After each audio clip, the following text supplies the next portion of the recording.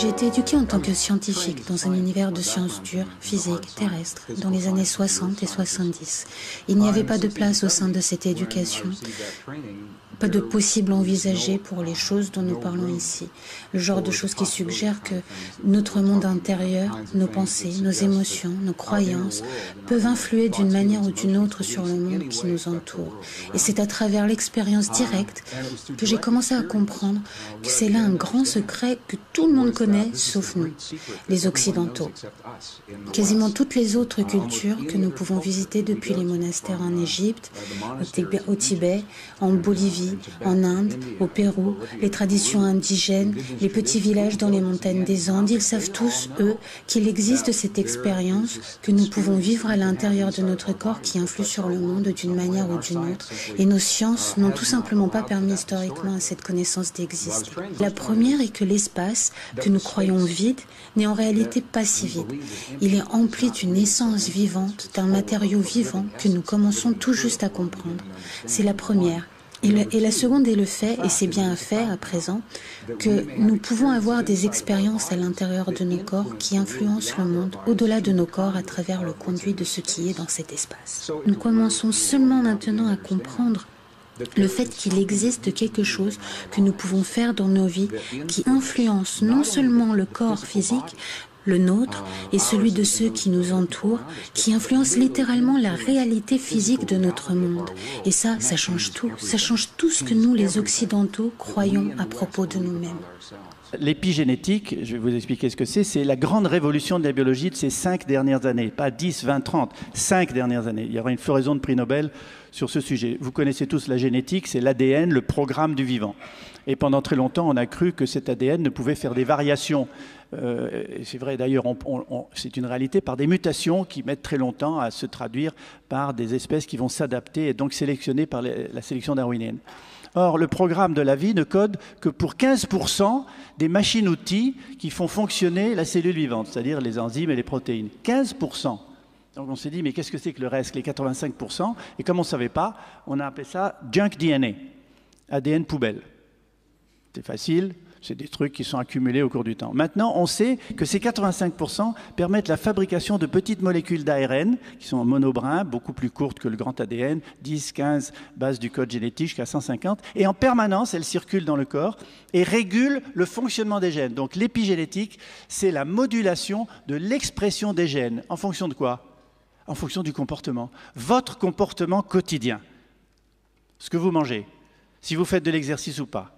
Si vous savez manager ou non votre stress, si vous avez du plaisir dans ce que vous faites, et si vous avez un réseau social et familial qui marche bien, ces 5 éléments, combinés entre eux, vont conduire à la production dans votre corps de petites molécules qui vont s'accrocher à des enzymes, lesquelles vont rentrer ou être reconnues dans le noyau.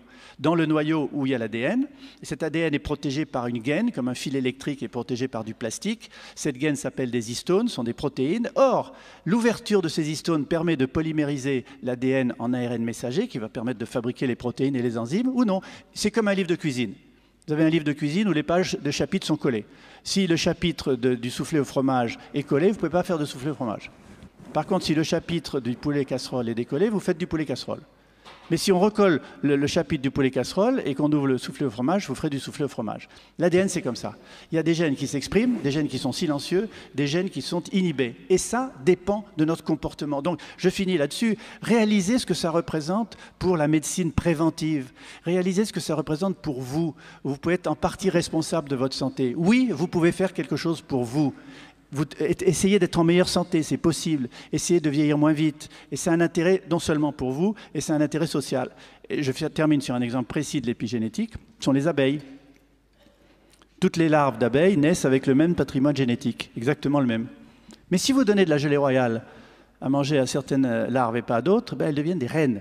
Vous avez la différence entre une larve d'abeille et une reine, ou une abeille ouvrière et une reine. Elle est plus grosse, elle pond des œufs et elle vit plus longtemps. Donc rien que l'alimentation de la gelée royale a méthylé ou acétylé, je ne veux pas rentrer dans les détails chimiques, ces fameuses histones pour permettre aux gènes de s'exprimer ou non. C'est une grande révolution et ça va définir la médecine préventive de demain par rapport à la médecine thérapeutique et au poids de Big Pharma et des médicaments dont on n'est jamais trop sûr que leur interdépendance va causer plus de maladies que celles qu'ils essayent de guérir, voir ce qui est en train de se produire en ce moment avec des médicaments qui sont retirés du marché régulièrement. Merci. L'épigénétique, c'est un sujet fantastique, fascinant. Parce que pendant longtemps, on a cru que les gènes, c'était des blocs qu'on ne peut pas changer. À l'époque où j'ai fait mes études de médecine, il y a une cinquantaine d'années, on nous disait les neurones, on les hérite à la naissance et on n'en fabriquera plus un seul toute notre vie. On croyait ça. Donc si on avait un déficient neurone, eh bien, c'était comme ça, on ne pouvait rien faire. Et puis peu à peu, la science a avancé et on a vu qu'en fait, les neurones, nous en fabriquons à longueur d'année. Nous fabriquons des neurones comme on fabrique un muscle quand on l'utilise. Nous fabriquons des neurones quand nous en avons besoin. Si nous avons envie de réfléchir, de penser, nous fabriquons des nouveaux neurones.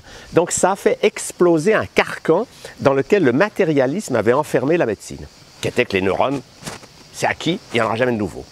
En fait, l'épigénétique, c'est pareil. C'est la compréhension que nos gènes, nous n'arrêtons pas de les transformer minute par minute en fonction de nos émotions, de nos pensées. Et en fonction des personnages qui s'expriment à travers nous. Si je suis dans mon enfant, je m'amuse, la vie est belle, je vais fabriquer ce qu'il faut dans mes cellules et dans mes gènes pour que je puisse jouer, pour que la vie soit agréable. Si je me mets dans un autre personnage, si je me mets dans l'enseignant un peu triste, frustré, qui trouve que personne ne l'écoute, ce personnage-là va fabriquer une autre réalité biologique et génétique. C'est fantastique de comprendre ça parce que ça nous donne un espace de créativité. Ça veut dire que nous ne sommes pas soumis à des gènes ou à des forces extérieures. Je ne peux rien faire, je suis malade, j'ai la sclérose en plaques ou j'ai le cancer, qu'est-ce que vous voulez, c'est comme ça, je ne peux que souffrir. Non, ça nous redonne le pouvoir, je suis un créateur. Qui suis-je? En fait, je ne suis pas ce corps de matière. Je suis le corps de lumière qui a fabriqué un corps mental, un corps émotionnel et un corps physique. Donc, quand je me relie à mon corps de lumière, je vais pouvoir, à partir de cette énergie fantastique, divine, je vais pouvoir, si je laisse la lumière couler, régénérer mon corps physique, le transformer, le modeler. Je suis à la fois le bloc de glaise, mais je suis le sculpteur. Et s'il y a quelque chose qui ne me plaît pas, j'ai la capacité de le modifier. Je me rappelle d'un exemple d'une jeune femme que j'ai connue il y a une quarantaine d'années et qui avait une maladie génétique grave, une myopathie. Elle avait 17 ans et dans sa famille, tout le monde mourait à 20 ans. Elle me dit, est-ce que vous croyez que je peux me guérir? Alors je lui dis, c'est pas moi qui peux vous guérir, mais vous pouvez le faire. Je peux vous dire comment les gens qui guérissent font, parce que c'est ça, moi, qui m'intéresse depuis un demi-siècle. C'est comment ceux qui guérissent font. Alors je lui ai dit, il y a des gens qui sont guéris de maladies génétiques. Ce qu'il faut, c'est changer vos gènes. Elle me dit, mais comment faire? Alors je lui ai dit, vous allez créer une image qui va vous donner le pouvoir de le faire. Et ce qu'elle a fait de très amusant, elle a imaginé qu'elle entrait dans un grand bureau, plein d'ordinateurs, comme à la NASA, vous savez, avec tous les ingénieurs qui sont là. Elle tape dans ses mains, elle dit, oh, vous qui êtes responsable de mes métabolismes, changez-moi ce gène de la myopathie d'Aron-Duchenne et mettez à la place un gène de muscle performant. Et elle a dit, tous les ingénieurs m'ont dit, oui madame, vous êtes le boss, et ils sont partis travailler. Elle a répété cette visualisation quelques fois, et bien 50 ans plus tard, elle est en pleine forme. Elle a donc pu changer ses gènes. Et c'est une grande nouvelle de savoir que nous sommes des créateurs et que nous avons la capacité de modifier quelque chose dans notre corps au lieu de croire que parce que c'est comme ça, je ne peux rien faire. Et pour moi, c'est ce qui est passionnant. C'est que je vois à longueur d'année des gens qui commencent par souffrir, on leur dit vous êtes fichus, il n'y a rien à faire, vous êtes perdus, enfin on leur donne des diagnostics, des pronostics qui font qu'ils sont terrassés, terrorisés en se disant ah. Et puis un jour ils découvrent que s'ils se prennent en main, s'ils comprennent que la santé ça s'apprend, eh bien ils commencent une démarche où ils vont s'occuper du corps physique, du corps émotionnel, du corps mental, du corps spirituel, et peu à peu ils vont découvrir cette chose extraordinaire, c'est qu'ils ne sont pas seulement la flûte. Ils sont l'air qui passe à travers la flûte et ils sont, avec leur corps de lumière, le flûtiste qui joue et qui crée de la musique. Donc quand on a cette conscience que je suis à la fois le créateur et la créature, alors je ne suis plus une victime, je ne suis plus coincé sur l'écran de la matière. Je suis à la fois l'écran, l'image sur l'écran, mais je suis aussi le faisceau de lumière qui traverse la salle de cinéma avec des pensées, des émotions, et je suis le film dans le projecteur, et je peux, parce que je suis tout ce qui est là, je peux en même temps être le producteur du film, l'artisan du changement, je peux changer le film. Et si je change le film, l'image sur l'écran va changer. Donc ça nous redonne le pouvoir que nous avions malheureusement donné à des experts qui nous ont dit la réalité c'est la mienne, et vous n'avez aucune possibilité de changer quoi que ce soit. La beauté de l'épigénétique, c'est que ça nous remet dans un rôle, je suis un créateur et je peux changer ma réalité, à condition bien sûr de tenir compte de cet ensemble qu'on appelle la médecine holistique, physique, émotionnelle, mentale et spirituelle. Mais c'est passionnant de voir qu'aujourd'hui la science rejoint ce que les sagesses millénaires nous disaient. Nous ne sommes pas des pauvres pécheurs incapables par nous-mêmes de faire le bien, comme les religions nous ont fait croire, pauvres victimes qui ne peuvent que souffrir et qui n'ont aucune chance de s'en sortir. Nous sommes des créateurs extraordinaires et nous pouvons apprendre à utiliser cette force créatrice, non seulement pour régénérer notre corps physique, mais pour faire naître une société bien heureuse tout autour de nous. De la nouvelle biologie. Cette biologie dont vous entendrez de plus en plus parler parce qu'elle prône le rapprochement de la science avec la spiritualité, de la matière avec l'esprit.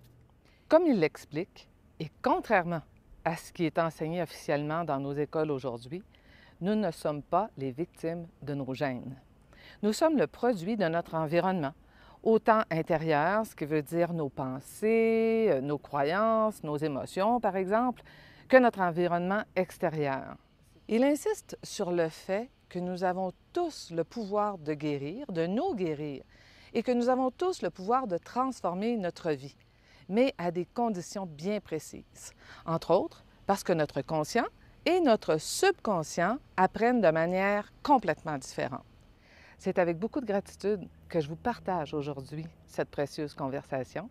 Il est dit que le vrai pouvoir réside dans la connaissance. Alors, à votre tour, partagez ces informations autour de vous, car elles sont précieuses et très puissantes. Pouvez-vous me dire qu'est-ce que la nouvelle biologie a à voir avec notre mieux-être, avec notre joie de vivre et avec notre résilience? Depuis les années 1950, on nous a enseigné que notre vie est contrôlée par nos gènes. Affirmer cela signifie que nos gènes s'allument ou s'éteignent à leur gré, qu'ils contrôlent notre caractère, notre comportement et la qualité de notre vie. Lorsqu'on dit cela aux gens, ils peuvent croire qu'ils n'ont aucun contrôle sur leur vie, mais qu'elle est plutôt contrôlée par leur hérédité.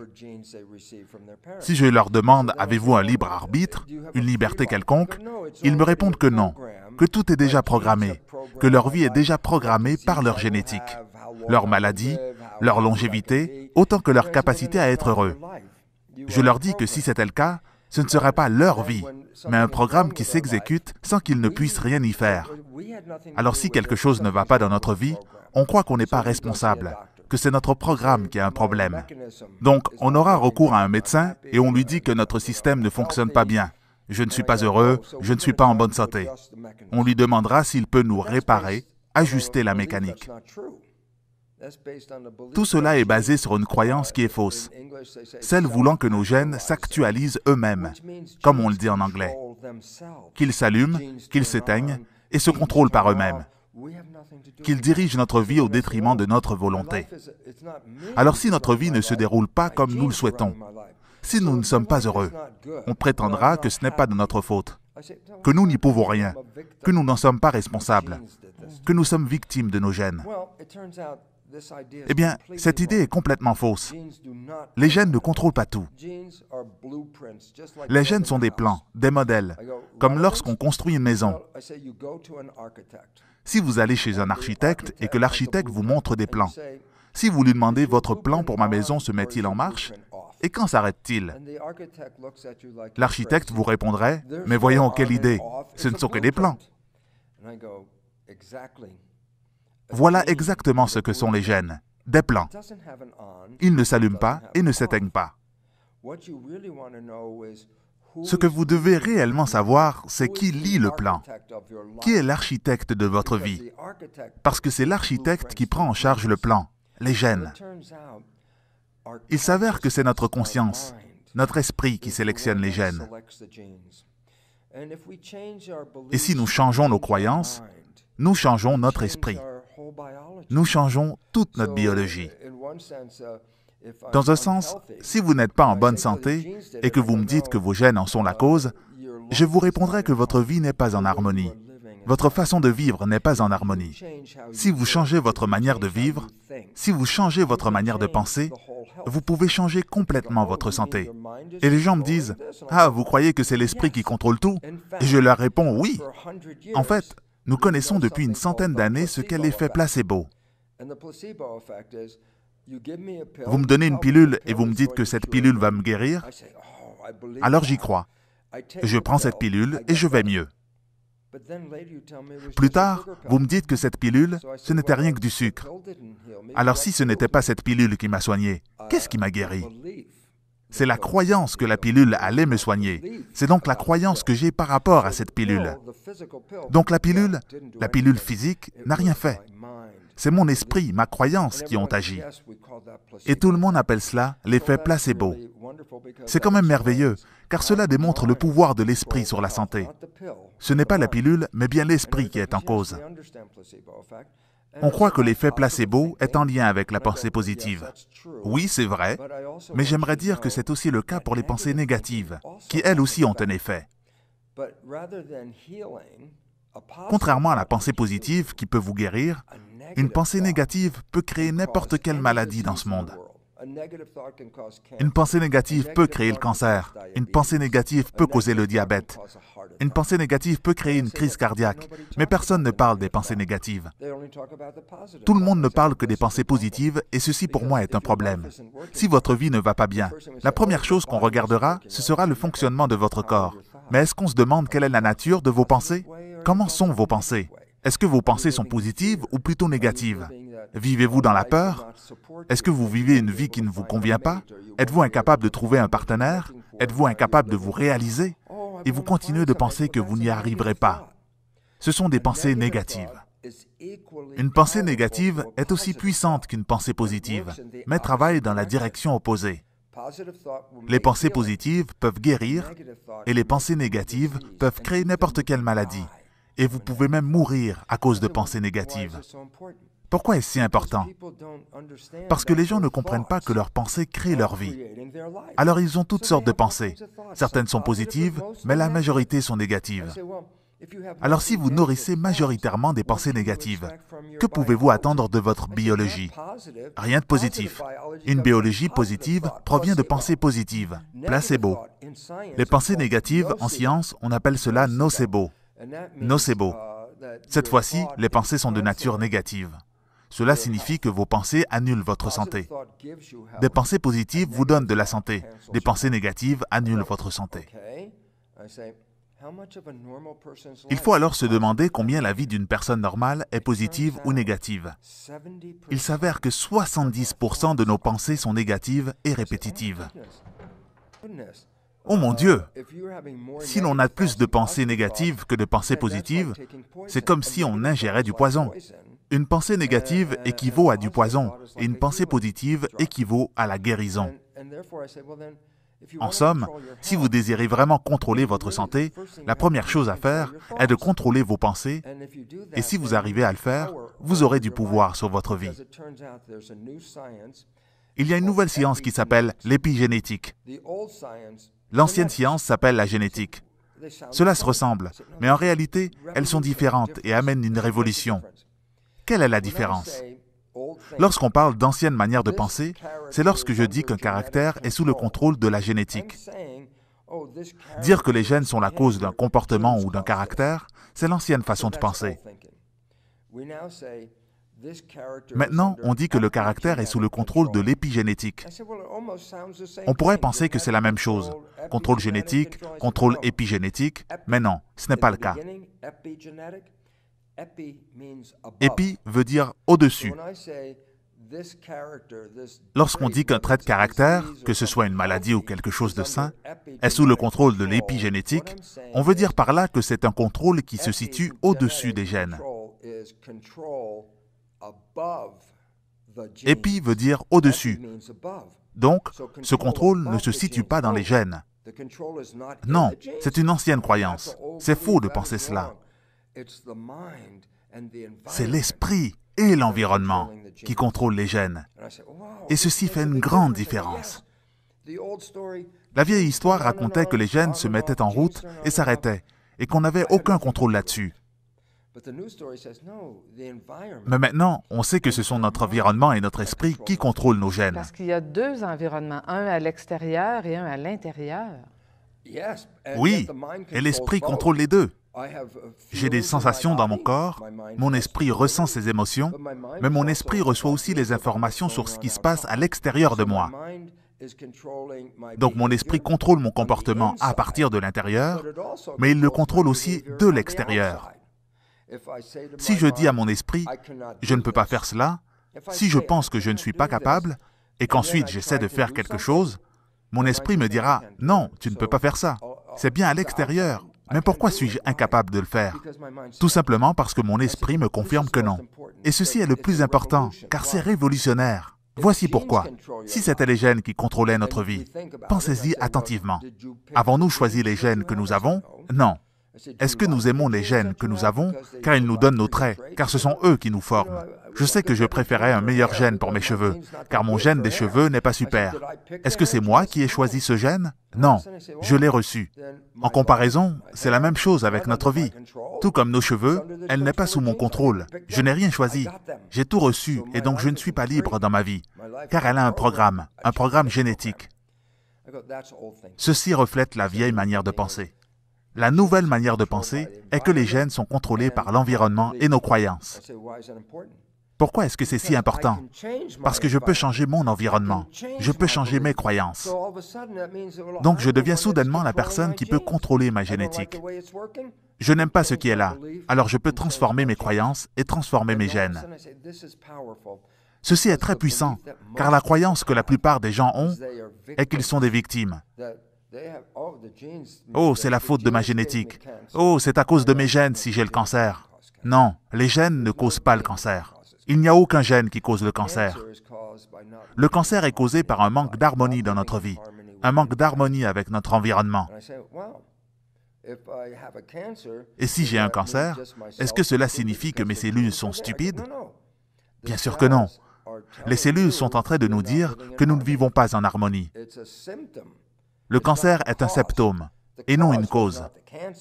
La cause, c'est de ne pas être en harmonie avec l'environnement, de ne pas avoir un esprit positif. Cela est la cause, et le résultat, c'est le cancer. Donc le cancer n'apparaît pas par lui-même. Le cancer survient parce que je ne vis pas une vie saine, heureuse et harmonieuse. Voici pourquoi il est important de savoir cela, car le cancer n'est pas créé par les gènes, mais plutôt par la manière dont nous vivons. Je dois aussi ajouter que si le cancer est causé par la manière dont nous vivons notre vie, il est donc possible de stopper le cancer en changeant la façon dont nous vivons. Et oui, c'est pour cette raison que nous sommes puissants. Alors sommes-nous les victimes de notre hérédité? Oh, il y a des cas d'Alzheimer dans ma famille. Il y a des cas de diabète dans ma famille. Il y a des maladies cardiovasculaires, des cancers, et j'ai hérité de ces gènes. Est-ce que je vais contracter tout cela? Ma réponse est la suivante. Seulement si vous ne vivez pas dans l'harmonie et le bonheur. Voilà d'où viennent les maladies. Donc, les gènes ne sont pas la cause de nos maladies. Non, seulement 6 maladies majeures sont causées par les gènes, comme par exemple l'hémophilie ou la maladie de Tay-Sachs. Il n'y en a que 6. Toutes les autres maladies proviennent de la combinaison de plusieurs gènes, et non pas d'un seul. Et les gènes répondent aussi à la façon dont je vis ma vie. Donc c'est ma vie qui active plusieurs gènes, et non pas un seul. Et tout à coup, je tombe malade. Il n'y a pas un seul gène qui cause le cancer. Le cancer, par exemple, cela prend au moins 12 gènes pour déclencher un cancer. Et à la fin, 200 gènes seront impliqués dans ce cancer. Ce n'est pas un gène qui cause le cancer. Il n'y a aucun gène qui cause le cancer. Vous devez avoir tous ces gènes. Et vous devez aussi activer plusieurs choses différentes. Et il est important de prendre conscience que nous sommes responsables de notre santé. Et certaines personnes n'aiment pas entendre cela. Non, ils préfèrent aller chez le médecin, chez le docteur. Je sais, et de là vient tout le problème, car on se dit, ce n'est pas de ma faute, je suis le patient et je veux que le médecin me guérisse. Lorsque j'entends cela, je leur dis, vous avez créé cette maladie, car vous êtes la personne qui pensait et qui vivait dans cet environnement, qui ne vous aide pas. Un environnement malsain crée un corps malade. Des pensées malsaines créent un corps malade. Des pensées positives, placebo, créent un corps en santé. Ah, donc je ne suis pas une victime de mes gènes. Je suis victime de mes croyances et de mon environnement. Et c'est difficile à accepter qu'on est responsable de ces maladies. Je sais, c'est pour cela que parfois, lorsque je fais des conférences et que je commence à dire que nous sommes responsables de nos maladies, les gens s'objectent et me disent « Oh non, je ne suis pas responsable de ma maladie ». Ils n'acceptent pas cela. À ce moment, je leur réponds qu'ils ne savaient pas qu'ils étaient responsables de leur maladie et que s'ils ne le savaient pas, comment pourrais-je les blâmer? Si je vous explique comment une chose fonctionne et que vous ne suivez pas les instructions, vous avez alors un problème. Mais personne ne vous a dit comment cela fonctionnait auparavant. Par contre, si je fais quelque chose sans savoir que cela me fait du tort, comment pourrais-je en être responsable? Personne ne m'en a informé. Ce qu'on nous a dit depuis des années concernant les gènes était faux. Et si je dis aux gens, les gènes se mettent en marche et les gènes s'arrêtent, je leur dis qu'ils ne sont responsables de rien, que ce sont les gènes les grands responsables. On a donc programmé les gens depuis 50 ans. Ne vous inquiétez pas, les maladies sont causées par les gènes et non par vous-même. Finalement, cette histoire était fausse et nous devons maintenant renverser cette croyance. Je vais donner un exemple. Des mots du genre honte, victime, blâme sont des mots qui ont une signification très spéciale. Coupable. Puis-je me blâmer d'être malade? Si on ne m'a jamais enseigné comment survient une maladie, comment pourrais-je être blâmé de cette situation? Par exemple, si j'ai une voiture à conduite manuelle et que je vous donne les clés en vous demandant d'aller au village. Une fois à l'auto, vous me dites « mais je ne sais pas conduire manuellement » et que je vous dis « démarre, allez ». Vous conduirez par coups, avec difficulté, et puis vous m'appellerez pour me dire que la voiture est brisée. « Oh, vous avez brisé ma voiture !» Non, vous n'êtes pas responsable. Vous ne saviez pas comment conduire la voiture. Je ne vous ai pas dit comment la conduire. Je vous ai juste dit de prendre l'auto. Si la voiture se brise, vous n'êtes pas coupable. Bien sûr que non. Vous ne pouvez pas être coupable. Vous ne saviez pas conduire la voiture. Je ne peux pas vous blâmer. Imaginez maintenant qu'une personne dise « Ah, j'ai le cancer ». Pourquoi la blâmer si elle ne savait pas ce qui causait le cancer? Comment accuser ou blâmer une personne qui, même accidentellement, ne savait pas ce qui causerait cette maladie? Il ne faut pas se sentir coupable ou honteux d'être malade. « Oh mon Dieu, je me suis donné le cancer !» Mais non, vous ne savez même pas comment ce cancer a bien pu arriver. Comment pouvez-vous éprouver de la honte? Comment pouvez-vous vous blâmer? Vous sentir coupable, vous sentir victime? Ces mots, et ceci est important, ces mots sont basés sur le fait que vous saviez comment cela fonctionne, que vous décidez de faire autrement. Si vous connaissez quel est le bon chemin à prendre, et que vous décidez de faire autrement, que vous décidez personnellement de faire quelque chose de différent, alors là, vous êtes coupable. Si vous savez comment cela fonctionne, si vous connaissez ce qui est bon pour vous, et que vous en décidez de faire autrement, alors maintenant, on peut parler de culpabilité ou de blâme. Mais si on ne sait pas comment traiter notre corps, que personne ne nous a jamais dit comment nos pensées nous affectent, que personne ne nous a dit de quelle façon notre environnement joue un rôle important et comment il nous affecte, alors vous pouvez utiliser les mots honte, blâme, culpabilité, victime. Ils prennent leur sens et peuvent être utilisés lorsqu'une personne sait comment ça fonctionne. Et malgré cela, elle décide d'agir autrement.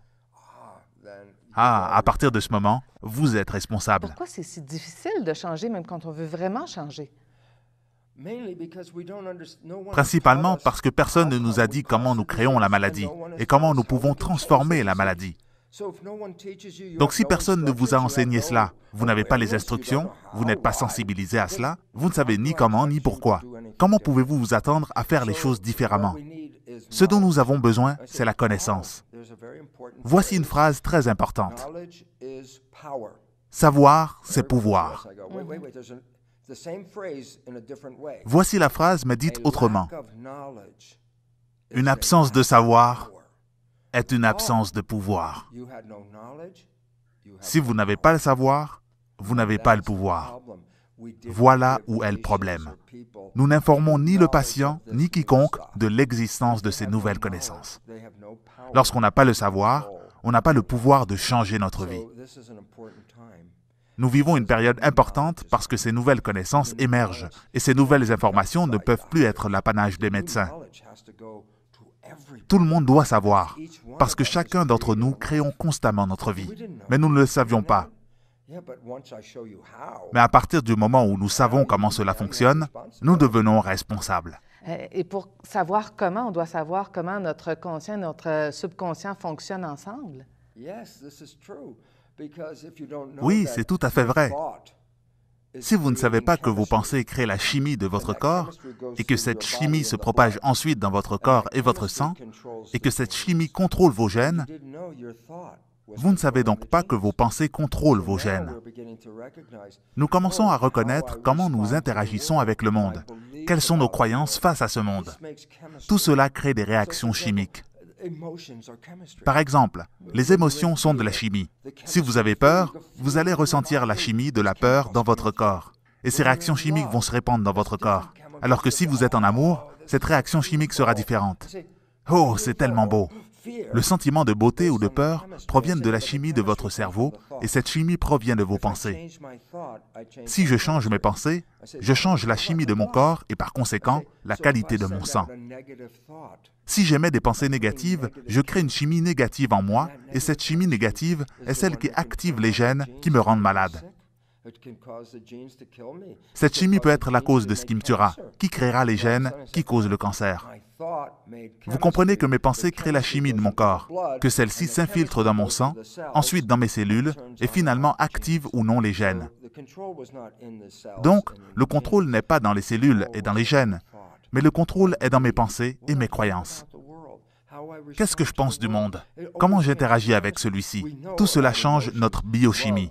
Nous savons ce que les émotions comme l'amour, la peur ou la colère font à l'intérieur de nous. Nous le ressentons. Nous nous sentons différemment pour chacune d'entre elles. Comment se fait-il que je me sente ainsi lorsque j'ai peur? Pourquoi est-ce que je ressens cette émotion ainsi? Parce que la chimie de mes pensées se propage dans mon corps tout entier. Et alors tout mon corps expérimente cette peur ou cet amour. Comment mon corps expérimente-t-il ceci? Grâce à la biochimie du cerveau, qui va dans notre sang et qui ensuite contrôle notre comportement et finalement la génétique de nos cellules. Changez vos pensées et vous changerez la chimie. Changez la chimie de votre corps et vous changerez votre biologie. Vous avez entendu parler des rémissions spontanées en médecine.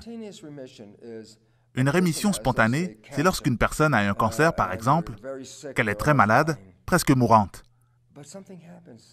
Mais quelque chose se passe dans sa vie soudainement et le cancer disparaît. C'est ce que nous appelons la rémission spontanée. Est-ce que c'est de la magie ou un miracle? On ne sait pas. Lorsque vous changez vos pensées, vous changez la chimie de votre corps. Si vous vivez tous les jours dans la colère, la peur et l'inquiétude, et que vous créez dans votre corps autant de chimie de peur et de stress, c'est bien cela qui cause le cancer. Et soudainement, vous rencontrez votre médecin et il vous dit « Je suis désolé, vous avez le cancer. » Et tout à coup, vous vous dites « Oh mon Dieu, peut-être que ma vie n'est pas si heureuse que cela. Peut-être que ma vie me rend malade. Peut-être que je devrais changer ma vie. » Alors cette personne qui reçoit ce diagnostic se dit « Ma vie n'a pas été si belle que ça, je vais laisser aller tout ce stress. Je vais quitter mon emploi, partir en vacances et relaxer. » Alors devinez quoi? Ils se débarrassent de tout ce stress, ils sortent et profitent de la vie, et lorsqu'ils reviennent, il n'y a plus de cancer. Est-ce de la magie ou un miracle? Cela peut ressembler à un miracle, mais c'est nous qui avons créé cette guérison lorsque nous nous sommes dit « Je ne veux plus de ce stress. » Parce que vous savez, le stress est la source première des maladies.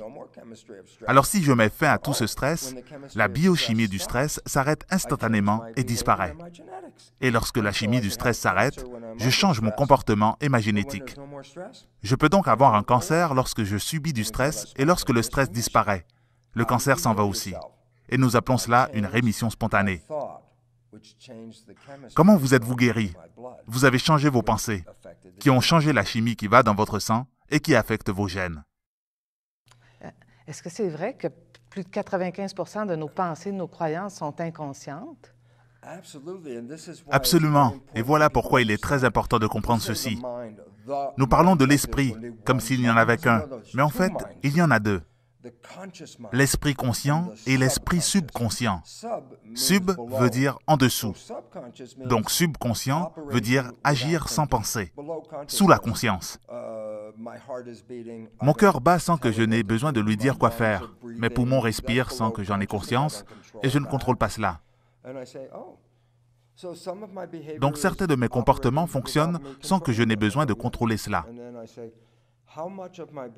Alors, combien de mes comportements relèvent de mon subconscient?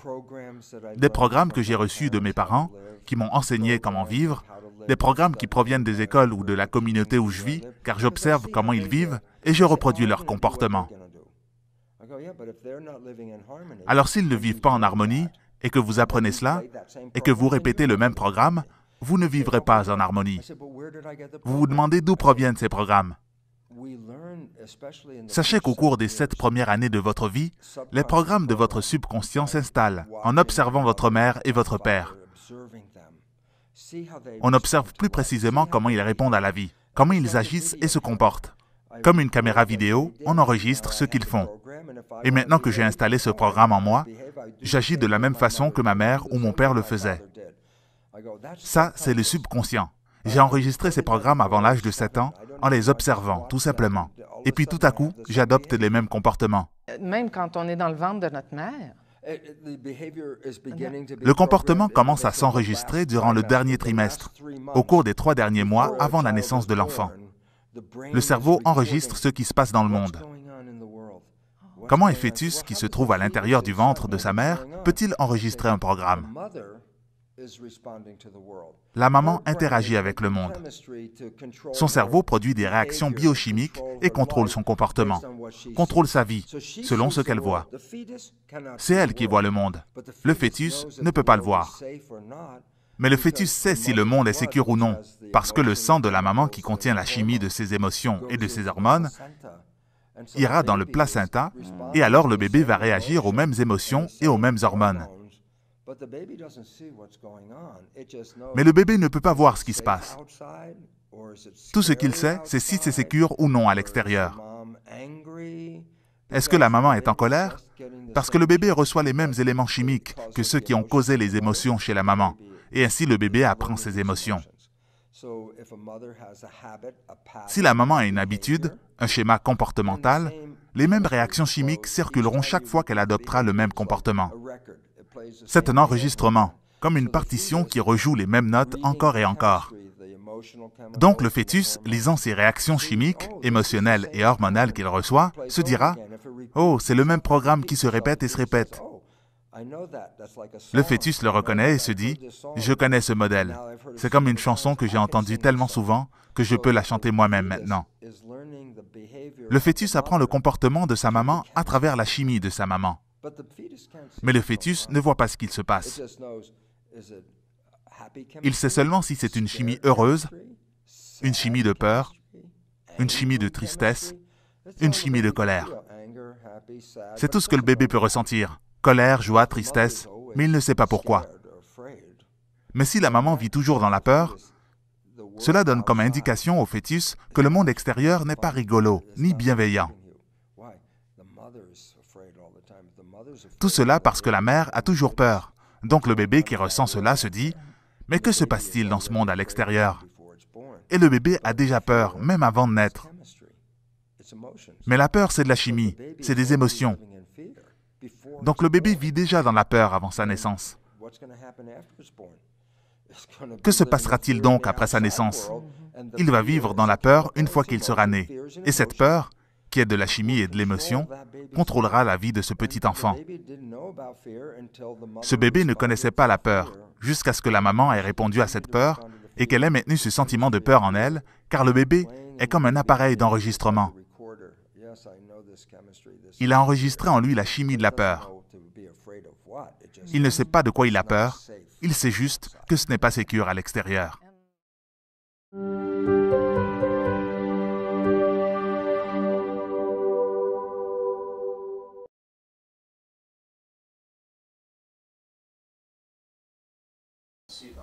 Ce qui m'a le plus intrigué dans l'effet placebo, c'est que l'on peut donner à quelqu'un une substance inerte, like a sugar pill or a saline injection. comme un comprimé de sucre ou une injection saline, And a certain percentage of those people will accept, believe, and surrender to the thought. et qu'un certain pourcentage des gens qui vont recevoir cela vont croire, se soumettre et accepter, Without any analysis that they're getting the real substance. sans aucune analyse, qu'ils sont en train de recevoir le véritable médicament. And they begin to program their autonomic nervous system to make their own pharmacy of chemicals that matches the exact chemical they think they're taking. Et ils programment leur propre système neuromoteur pour créer, depuis leur pharmacie intérieure, les molécules qui sont celles qui auraient été dans le véritable médicament. So it begs Et quand la pensée s'aligne avec l'émotion, alors cette combinaison est en train de reprogrammer le système. simple example. Par exemple, You can think positively all you want, on peut avoir des tas de pensées positives, but if you feel negatively, mais si vous vous sentez mal, that's mind and body in opposition. l'esprit et le corps sont en opposition. You can get a diagnosis, and the diagnosis can produce the emotion of fear. Vous pouvez recevoir un diagnostic qui provoque chez vous la peur, And with your conscious mind, you could say, I'm going to beat this disease. But if you feel fear, that's mind and body in opposition.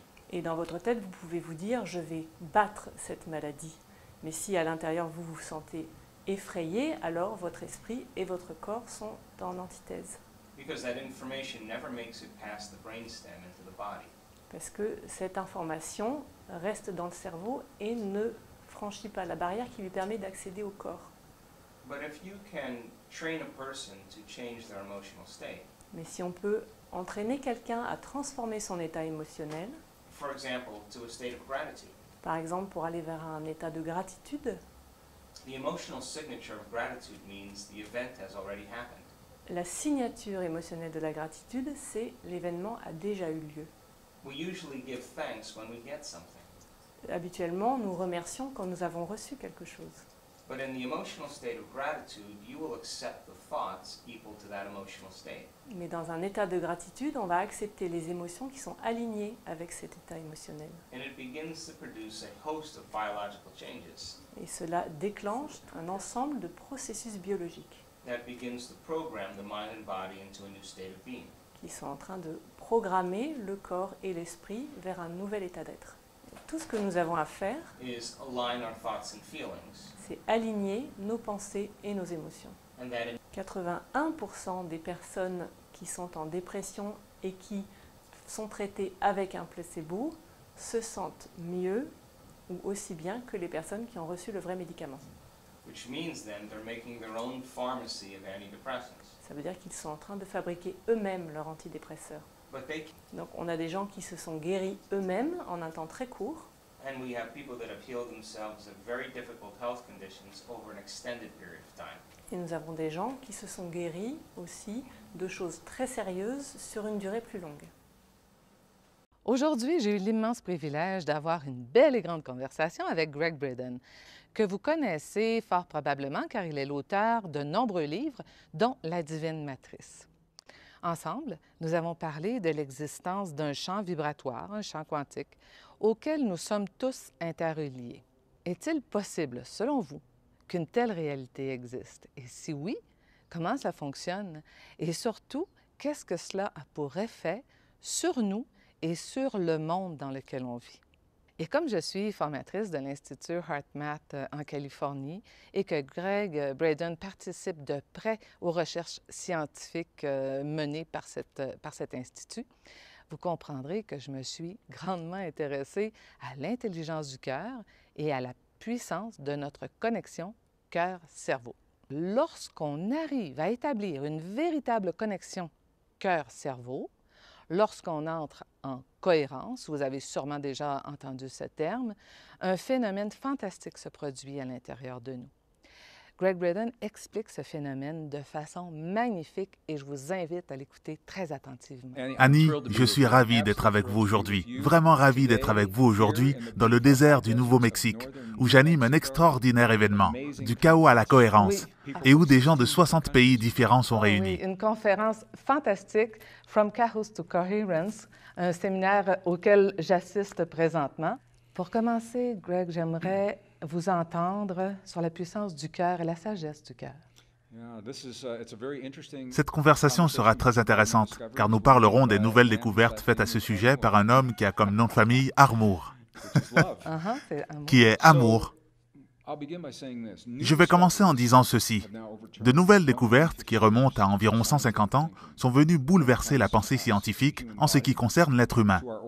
Notre corps physique, nos origines, notre histoire, nos capacités, notre potentiel, et beaucoup de ces découvertes sont en lien direct avec le cœur humain.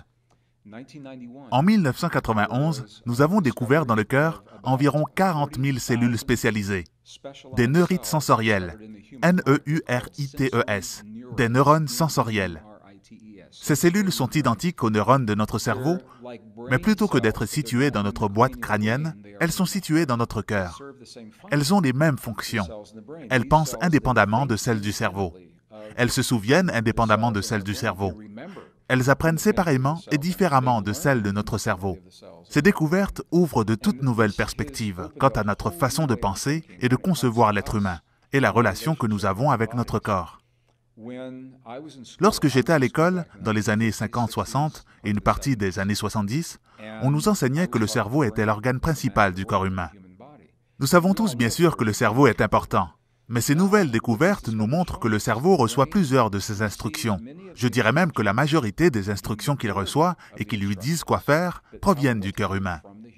Et le cœur humain est régulé par nos émotions et nos ressentis. Donc, ce que nous ressentons face à nous-mêmes, à notre relation au monde, est-ce que nous nous sentons en sécurité ou est-ce que nous nous sentons menacés? Est-ce que nous nous sentons connectés ou est-ce que nous nous sentons séparés? Est-ce que nous nous sentons puissants ou au contraire impuissants? Tout à coup, toutes ces relations et toutes ces émotions jouent un rôle bien plus important dans la compréhension de notre corps. Par exemple, lorsque nous nous sentons en sécurité, notre cœur envoie un type de message à notre cerveau et ce signal libère des substances biochimiques qui reflètent ces émotions. Donc, si nous nous sentons en sécurité, notre biochimie, notre système immunitaire est plus fort. Nos enzymes de jeunesse sont renforcées, nous sommes plus jeunes, plus forts. Mais si au contraire, nous nous sentons menacés, si nous avons l'impression que notre monde est dangereux, le message envoyé par notre cœur à notre cerveau est différent. Et le cerveau se dit « Je dois produire des éléments biochimiques différents ». Et ce signal de stress se transforme par un niveau d'adrénaline élevé, par un niveau de cortisol élevé, et lorsque ceci survient, notre système immunitaire arrête de fonctionner. Cela freine la production de télomères, les enzymes de longévité, et cela affecte plein d'autres systèmes encore.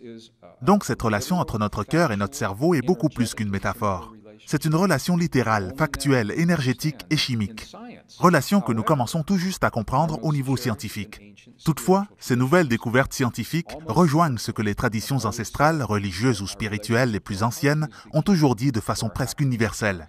Que la relation que nous avons avec notre cœur est la clé de notre bonheur, de notre santé, de notre sécurité, de notre bien-être. Maintenant, la science commence à dire la même chose. J'ai passé une grande partie de ma vie adulte à rechercher des textes anciens et sacrés provenant des traditions anciennes ou chez les indigènes. Je suis allé à des endroits où ces informations ont été soigneusement préservées. Dans des monastères éloignés, dans les hauts plateaux du Tibet, en Bolivie, au Pérou, en Inde, au Népal, dans les déserts du Nouveau-Mexique, chez les aborigènes d'Australie et d'Afrique. Et aussi différentes que ces cultures puissent être, ce qu'elles ont en commun, c'est qu'elles disent toutes que c'est cette relation que nous avons avec notre cœur qui est si importante, que c'est là que nous trouvons notre puissance. Durant des siècles, nous avons cru que nous devions partir étudier dans des monastères, au sommet d'une montagne, que nous devions abandonner notre famille, notre travail ou notre carrière, afin d'apprendre à maîtriser cette relation avec notre cœur, mais ce n'est plus vrai. Nous comprenons mieux tout ceci au point où nous pouvons l'intégrer dans notre vie, de manière à être en meilleure santé, à avoir de meilleures relations les uns avec les autres, à créer des familles plus solides et plus heureuses, et des sociétés plus saines basées sur ces nouvelles relations. Et tout cela ayant comme fondement ce lien entre le cœur et le cerveau, là où nous pouvons nous connecter à notre intuition, où nous avons accès à notre subconscient pour pouvoir changer des schémas malsains que nous ne voulons plus. Nous savons maintenant comment déclencher des réponses immunitaires puissantes et tout ce genre de choses. Nous savons maintenant que nous pouvons le faire sur demande. Et c'est une manière de penser très différente et contraire à ce que l'on nous a enseigné.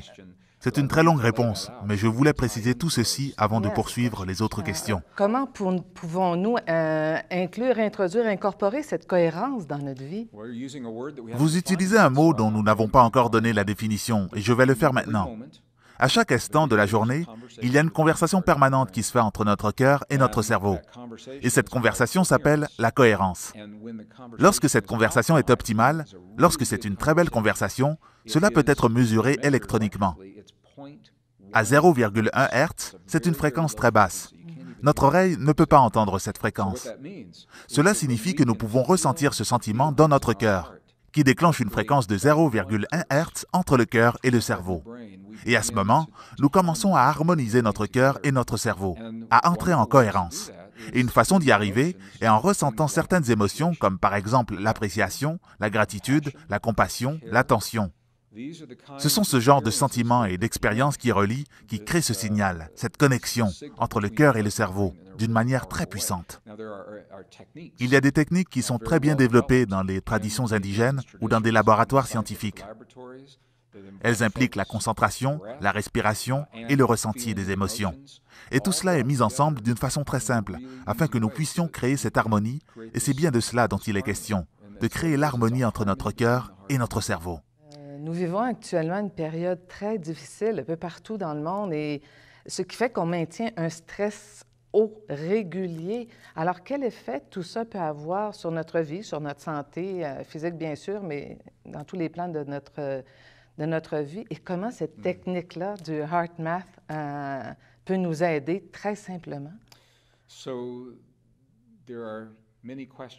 Il y a beaucoup de questions dans cette question. Je vais commencer par dire que les plus grands esprits de notre temps nous disent que ce n'est pas un moment ordinaire que nous vivons actuellement dans l'histoire du monde. Et vous le savez déjà, ce moment est appelé le temps des extrêmes. Ce n'est pas forcément de bonnes choses ou de mauvaises choses, mais de grandes choses, de grands changements qui surviennent dans le monde, et cela entraîne de grands changements dans ma vie, de grands changements dans votre vie. Donc, nous vivons une période de grands changements et nous ne pouvons pas changer cela. La question est la suivante. Comment pouvons-nous répondre à ces changements? C'est pour cela que je trouve que ce travail est si important.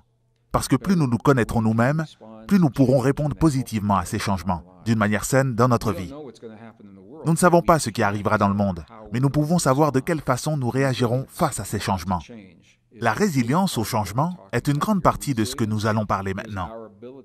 La résilience, c'est notre capacité à accueillir le changement et à rebondir et prospérer. Non pas survivre, mais bien prospérer dans ce monde en transformation.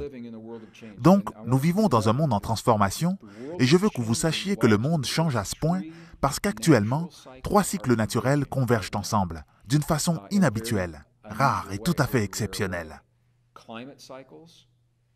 Les cycles climatiques, les cycles économiques et les cycles de conflits humains sont tous le résultat de rythmes naturels, de processus naturels.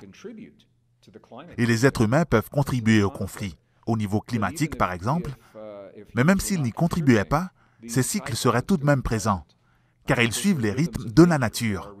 Ils sont en relation avec le Soleil, la Terre, les champs magnétiques et le système nerveux de l'être humain, et tout ce genre de choses. Nous vivons un monde exceptionnel de l'humanité. Une rare fenêtre de changement s'est ouverte, créée par la convergence de ces 3 cycles, à ce moment de notre vie. Chose qu'on n'a jamais vue en 5000 ans d'histoire. Donc, c'est le changement qui crée le stress dans notre vie, parce que nous ne savons pas ce qu'il va nous arriver.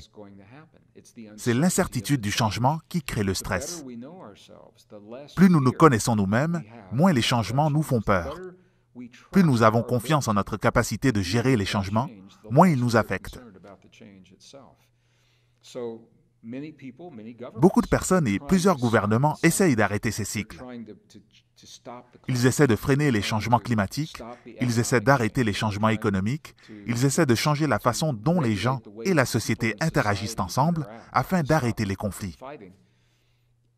Et ceci crée le stress, car on ne peut pas arrêter ces cycles. Ce que nous pouvons faire, c'est accueillir ces cycles et apprendre à prospérer à l'intérieur de cette nouvelle réalité. C'est la nouvelle normalité que nous vivons actuellement. C'est un monde de volatilité que nous verrons apparaître au cours de notre vie. Soyons honnêtes, nous verrons des climats instables, des économies instables et des conflits humains dans cette fenêtre du temps. Lorsque nous acceptons cela, nous commençons à nous sentir différents face à nous-mêmes. Et nous reconnaissons que ce que nous expérimentons est le chaos, qui nous mène à un ordre supérieur. Lorsque vous regardez la nature, à chaque fois que la nature suit un modèle, un pattern qui existe, et qu'elle décide d'aller vers un pattern différent et plus complexe, vers un état supérieur, ce premier modèle doit s'effondrer pour passer au suivant. Et nous savons tous cela. C'est la même chose pour notre travail. Si nous voulons quitter notre emploi pour aller vers un autre emploi, nous devons traverser une période chaotique. Et parfois cela fait mal de quitter un emploi, ou encore de mettre fin à une relation. Pour quelque raison que ce soit, parce que cette relation est difficile, ou pour quelqu'un que nous aimons, si nous avons besoin d'aller vers une autre relation, nous devons traverser le chaos que cela nous fera vivre. Notre monde traverse actuellement le chaos d'un mode de vie non durable, insoutenable. Nos systèmes sont basés sur des gouvernements centralisés, alors qu'ils devraient être basés sur des communautés locales, des énergies locales, des économies locales, de la nourriture locale, dans ces temps extrêmes. Les vieux systèmes s'écroulent, et je ne dirais pas qu'ils sont faux ou mauvais, mais ils ne nous servent plus parce qu'ils ne sont pas durables dans le nouveau monde. Ils fonctionnaient dans l'ancien monde, mais maintenant nous vivons dans un monde global. Presque 8 milliards de personnes vivent dans une communauté globale. Les marchés boursiers, les communications, les systèmes de sécurité, le partage des ressources, la nourriture, l'eau, l'énergie, la médecine. Nous n'avions jamais vécu cela auparavant. Donc ce nouveau monde a besoin d'une nouvelle manière de penser, une nouvelle manière de vivre, et c'est ce qui se passe actuellement. Si nous restons bloqués dans ce chaos, si nous focalisons sur le chaos, cela fait vraiment peur. Mais si nous prenons du recul et que nous regardons le grand portrait et que nous nous disons « Ah, les choses doivent s'écrouler afin que l'on puisse accéder à un ordre supérieur, une société qui est plus mondialisée, qui honore davantage les manières équitables de partage de l'eau, la nourriture et les ressources primaires, de trouver de nouvelles façons de travailler et de collaborer ensemble. » À ce moment, nous ne restons pas pris et figés dans le chaos. Plus nous nous faisons confiance lorsque nous observons ce processus, plus nous savons que ceci n'est pas permanent, que ce chaos est temporaire. Si vous regardez les nouvelles de 18 heures, cela fait peur, car les grands médias ne comprennent pas ce dont on parle aujourd'hui, car les grands médias mettent le focus sur une seule histoire à la fois. Par exemple, aujourd'hui, nous portons toute l'attention sur l'économie et nous disons si seulement nous pouvions régler le problème de la dette mondiale. Ou la semaine passée, nous focalisions sur les problèmes climatiques, étant donné qu'aux États-Unis, il y a eu de grosses tempêtes. Oui, bien sûr, car les gens ne peuvent rien faire. Ils placent toute leur attention sur le problème, mais n'offrent aucune solution. Vous ne pouvez rien faire. Cela stresse et affecte notre corps. Mais si nous prenons du recul et que nous regardons le portrait global, on ne peut nier que ces choses existent. Elles sont réelles, mais cela nous offre une nouvelle perspective. Par exemple, le changement climatique est un fait. Je suis un scientifique, un géologue diplômé. J'ai étudié les cycles de la Terre et les cycles climatiques. Si les humains ne vivaient pas sur cette Terre, nous aurions de toute façon des changements climatiques présentement. Je pense que nous y contribuons, mais nous ne sommes pas la cause de ces changements climatiques. Et si vous regardez l'histoire de la Terre, vous pouvez voir quand le niveau de dioxyde de carbone change. Oui, il y a des cycles de 100 000 ans environ, des cycles de 100 000 ans, de 41 000 ans, de 26 000 ans, de 50 000 ans, et beaucoup d'entre eux convergent présentement. Donc, on constate que lorsque le dioxyde de carbone a augmenté par le passé à cause de sources naturelles, les températures ont aussi augmenté.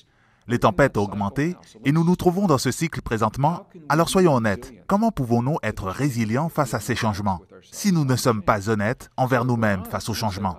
Donc si nous sommes honnêtes, nous nous disons « Ah, nous sommes dans ce cycle de changement. Adaptons-nous à ce changement. » Par exemple, prenons le réseau électrique de l'Amérique du Nord, du Canada, des États-Unis et du Mexique et mettons-le sous terre.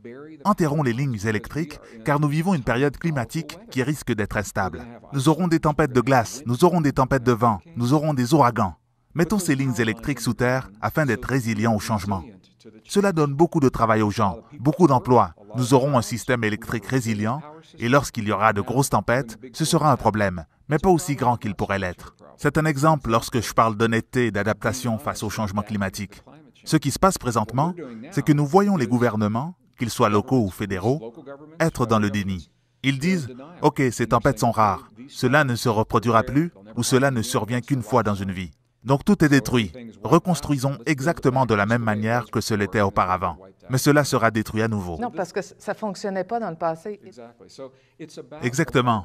C'est une manière de penser et c'est ici qu'il est nécessaire de prendre du recul et de regarder le portrait global.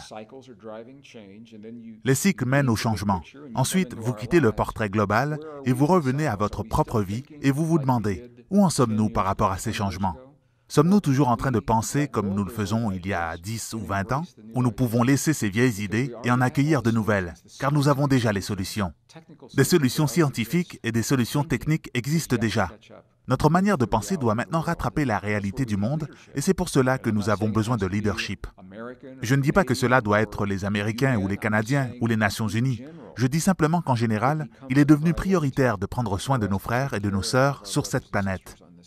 De fournir de la nourriture, là où les gens ont besoin de nourriture, d'offrir des soins et des médicaments, là où les gens en ont besoin, et surtout d'être honnête sur le fait que nous vivons une période importante de changement. Voilà où tout cela commence. Je fais cette formation avec le docteur Bruce Lipton, qui est biologiste, et je suis géologue. Et nous avons tous les deux été invités à présenter une conférence aux Nations Unies il y a quelques années, afin de partager notre vision et nos perspectives pour le futur. Et ce que je leur ai dit, c'est exactement ce que je vous dis aujourd'hui. Nous pouvons nous attendre à ces extrêmes, mais si nous nous y préparons, il n'y aura pas vraiment de problème. Mais si nous n'acceptons pas cette nouvelle réalité et que nous sommes pris au dépourvu, cela deviendra un problème. Je crois qu'il est important d'accepter cette nouvelle réalité et le fait que nous vivons cette période de changements extrêmes.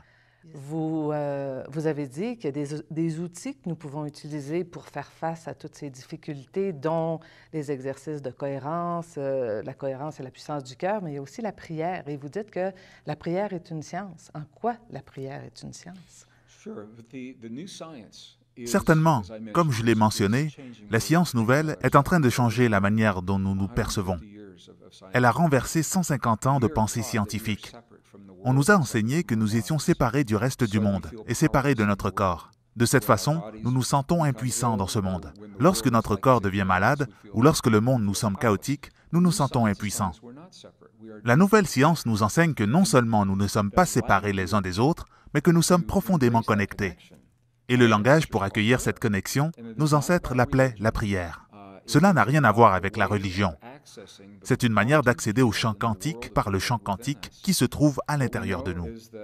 Ce que nous savons maintenant, c'est que le cœur humain est l'organe qui génère le plus fort champ électromagnétique de tous les organes du corps humain. C'est le générateur électromagnétique le plus puissant du corps humain et il est à l'intérieur de nous. Et ces champs électromagnétiques que produise notre cœur communiquent avec le monde qui nous entoure. Ceci est mesuré, connu et très bien documenté. Ce n'est pas ma théorie ou une simple hypothèse. Donc la façon dont nous produisons ces champs électromagnétiques lorsque nous avons des émotions ou des sentiments, prenons par exemple la maladie. Lorsque nous découvrons une maladie dans notre corps, ce que les études nous montrent présentement, c'est que si nous pouvons ressentir la guérison comme si elle était déjà là, ce qui est très différent que de demander que la guérison se produise, car lorsque vous demandez qu'un sentiment se produise, vous confirmez au champ que la guérison n'est pas réellement là. Mais lorsque vous remerciez en ressentant sincèrement que la guérison est déjà survenue, comme si vous étiez déjà guéri, ceci devient un processus quantique. Et lorsque vous commencez à ressentir ce sentiment, de ressentir cette guérison comme si elle était déjà réalisée, la chimie de votre corps commence à répondre à ce signal. C'est une manière très différente de penser. C'est la différence entre travailler pour obtenir un résultat et travailler en sachant que le résultat est déjà là. Donc, c'est ici que la prière entre en action. Et c'est pourquoi dans les traditions anciennes et mystiques, la prière était si puissante. Dans les livres sacrés, comme la Bible par exemple, des parties ont été retirées au IVe siècle, lors du concile de Nicée. Ces textes anciens ont été retrouvés dans la bibliothèque de Nag Hammadi, en Égypte, dans les années 40.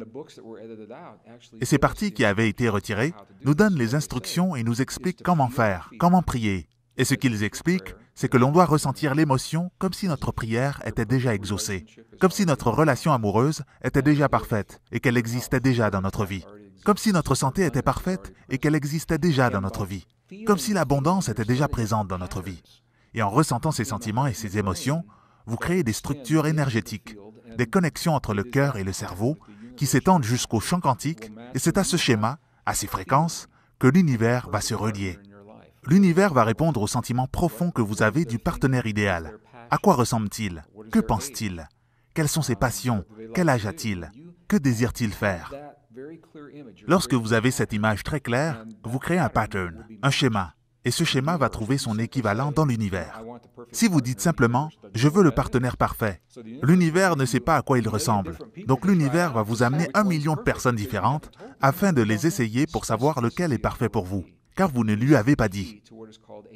La spécificité est la clé. Donc ceci est la clé de la pratique oubliée de la prière. Typiquement, les chercheurs en prière disent que nous utilisons une ou encore une combinaison de 4 formes de prière. Et lorsque nous parlons de prière, nous avons la prière informelle, que nous appelons la prière familière. C'est le type de prière que nous faisons tous. Par exemple, si vous conduisez sur l'autoroute et que vous voyez que vous roulez sur la réserve d'essence, vous dites « Mon Dieu, faites que je puisse me rendre à la prochaine station d'essence avant que mon réservoir ne soit complètement vide. » Ça, c'est une prière familière. La deuxième forme de prière est la prière requête. Ici, nous réclamons l'aide des forces créatrices pour des problèmes spécifiques. Par exemple, lorsqu'un groupe de personnes, comme celui de I Am Teaching ou l'ordre de Saint-Germain, demande d'avoir le droit de guérir et d'être guéri dans des manifestations passées, présentes et futures de leur vie. Ça, c'est une prière requête, lorsque vous réclamez le droit de guérir. La troisième forme est appelée prière ritualiste, où vous répétez certaines paroles à un certain moment de la journée ou à certaines périodes de l'année, comme par exemple de bénir chaque repas en disant « Dieu est grand, Dieu est bon », ou bien par exemple de réciter une prière chaque soir au coucher. Ce sont des prières ritualistes. La quatrième forme de prière s'appelle la prière méditative, et certains chercheurs disent que ce n'est pas une prière, mais elle est considérée comme étant la quatrième forme de prière. Et il y a toujours une cinquième forme de prière que les chercheurs n'ont jamais pu identifier, et c'est la forme de prière utilisée dans les monastères tibétains par les guérisseurs et les chamans du monde entier. Et c'est de cette forme de prière dont il est question ici. Celle qui est basée sur le ressenti. Une prière basée sur la qualité de nos pensées, de nos sentiments et de nos émotions, où nous ressentons l'objet de notre prière comme s'il était déjà exaucé, plutôt que de prier en demandant à une puissance supérieure d'exaucer notre demande. Nous éprouvons ce sentiment parce que nous faisons partie d'un système et que nous sommes connectés, plutôt que séparés du système et impuissants. C'est une longue réponse à une petite question. C'est une très bonne réponse. Et tout cela est le lien avec le cœur et le cerveau qui travaillent ensemble. Vous avez aussi dit que nous sommes tous interconnectés. Comment cela fonctionne au niveau de la conscience? Laissez-moi vous donner un exemple de connexion.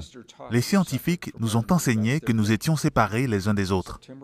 C'était ce qu'ils croyaient. Le 11 septembre 2001, quelque chose est arrivé et a changé la pensée scientifique. J'ai mentionné que le cœur avait le champ électromagnétique le plus puissant du corps humain, et le champ magnétique de la Terre nous affecte tous. Toute forme de vie est connectée au champ magnétique de la Terre. Donc le 11 septembre, les scientifiques ont vu quelque chose qu'ils n'avaient jamais vu auparavant. Nous avons 2 satellites dans l'hémisphère nord. Toutes les 30 minutes, ils envoient un signal vers la Terre qui mesure la puissance du champ électromagnétique de la Terre.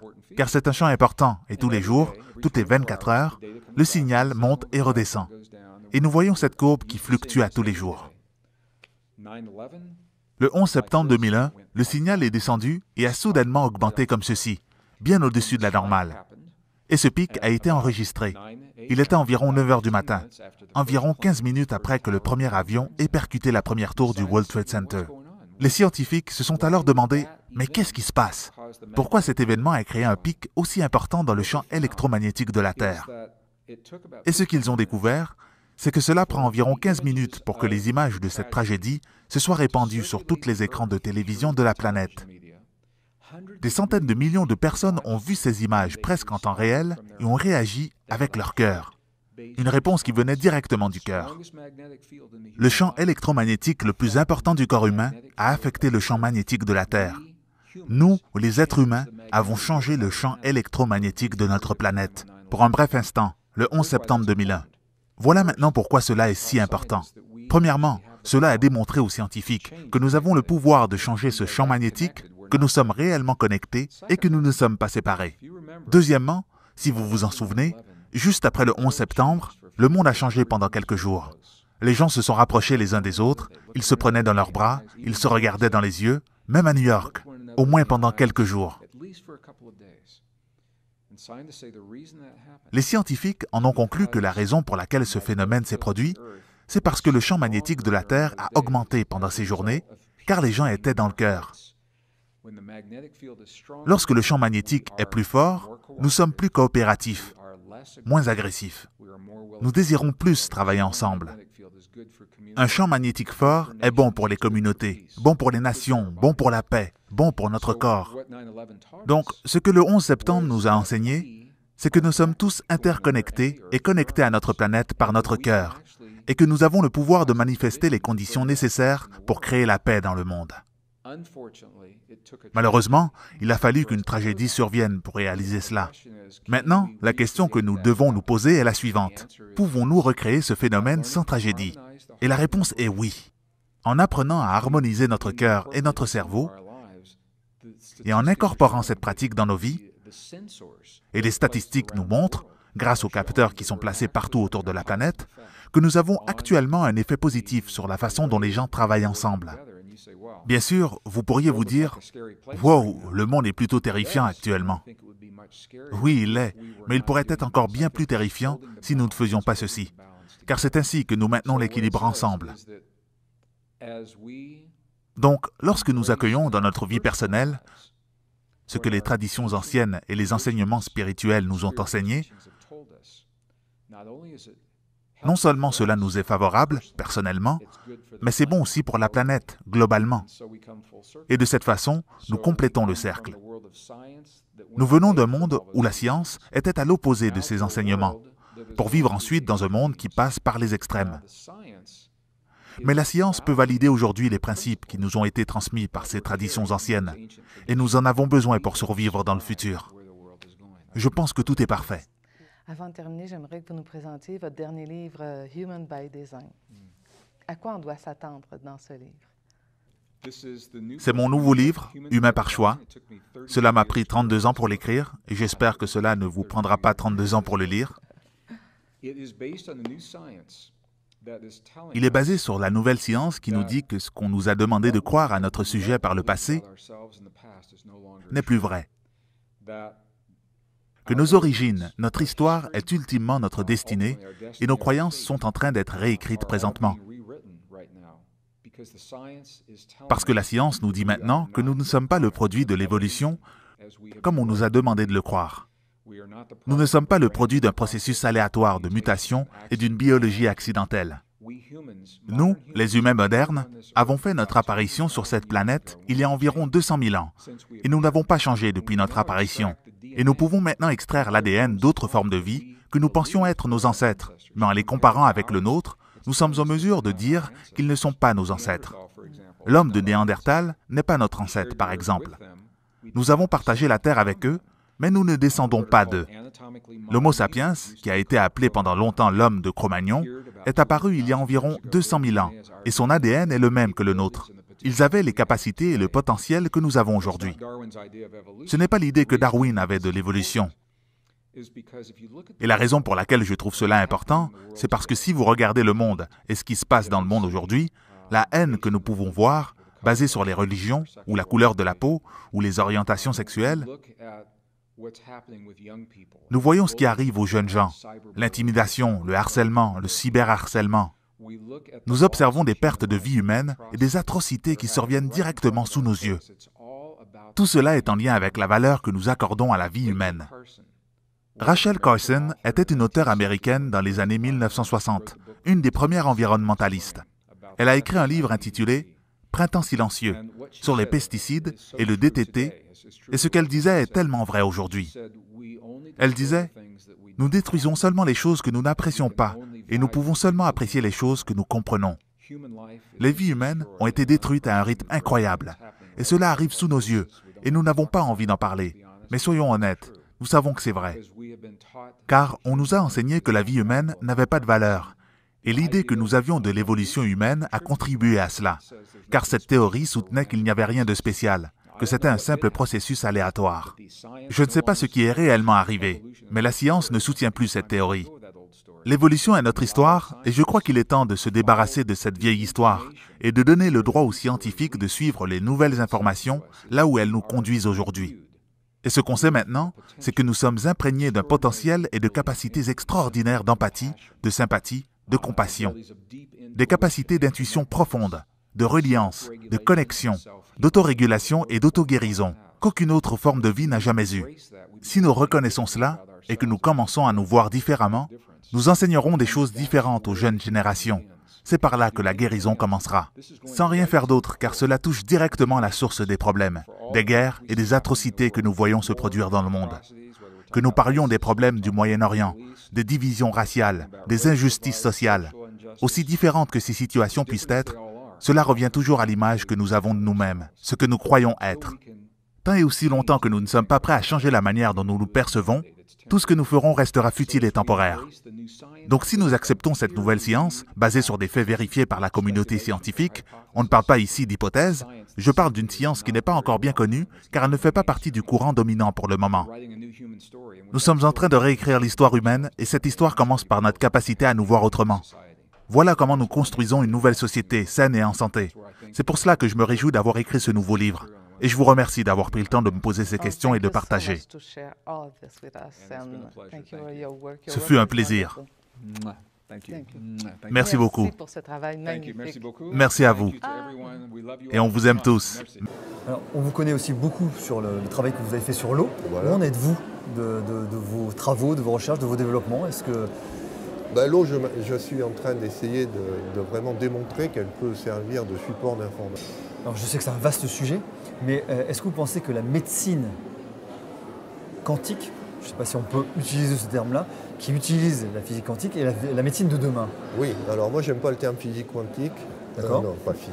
Médecine quantique. Médecine quantique, parce que la physique justement, quantique, parce que je sais que l'association vous déplaît un petit peu. C'est plutôt médecine de l'information. Informationnelle, ouais. C'est-à-dire que, en fait, peu importe que cette information elle soit véhiculée par une onde, ouais.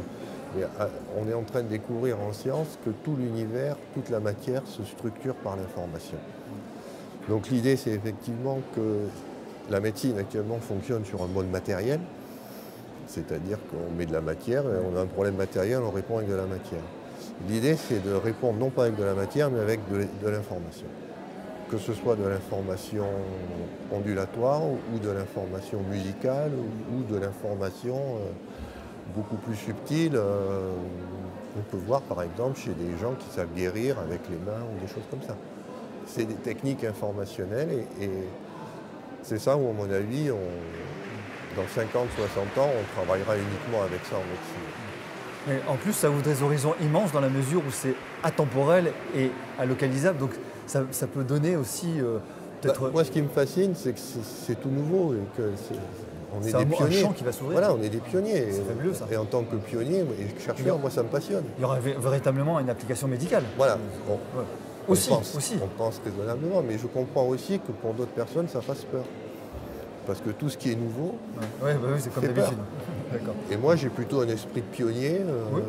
Si c'est possible, on y va. Voilà, je veux dire, puis si je me trompe, d'autres prendront le relais. Et de toute façon, on n'est pas là pour trouver la vérité, mais au moins, il y a une piste qui semble intéressante et que j'essaye d'explorer le mieux que je peux avec toutes mes compétences. En espérant que vous le fassiez le plus longtemps possible. Professeur Marc-Henri, merci d'avoir répondu à nos questions et à bientôt. À bientôt, merci.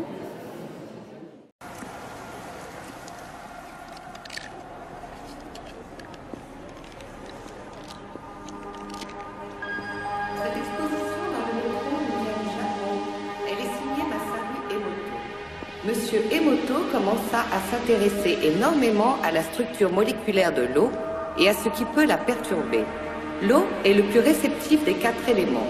Monsieur Emoto pensa que cela pouvait avoir une relation avec des événements non physiques et c'est pourquoi il mit en place des séries d'études et utilisa des simulacres mentaux et les photographia avec un microscope. Pour un échantillon d'eau, nous avons mis 0,5 cm3 d'eau dans 50 plaques de pétri.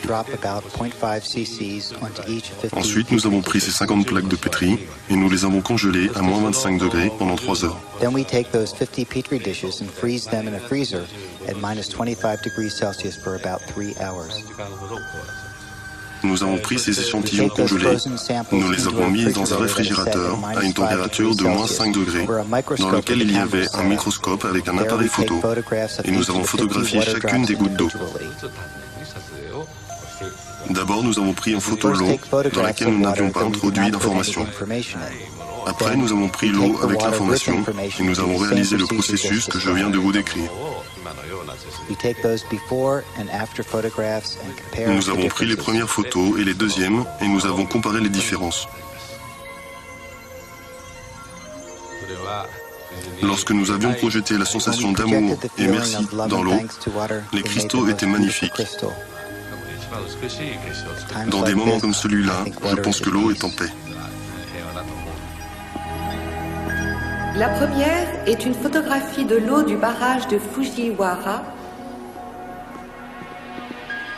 Et cette photo est de la même eau après qu'un moine bouddhiste zen les bénite. Dans la série suivante de photos, M. Emoto imprima des mots, il les colla avec du ruban adhésif sur des bouteilles d'eau distillée et les laissa ainsi une nuit. Je continue ?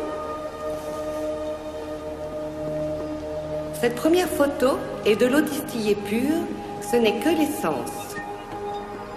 Les photos suivantes, comme vous pouvez le voir, sont différentes. Ceci est le chi, la force vitale de l'amour.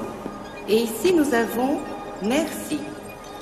Vous voyez ici, là, où il l'a collé sur la bouteille.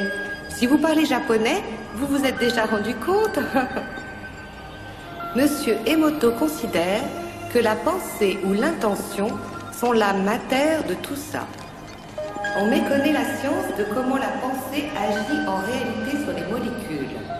Les seules à la connaître sont les molécules de l'eau, bien sûr. Et c'est fascinant si l'on tient compte que 90% de notre corps est d'eau.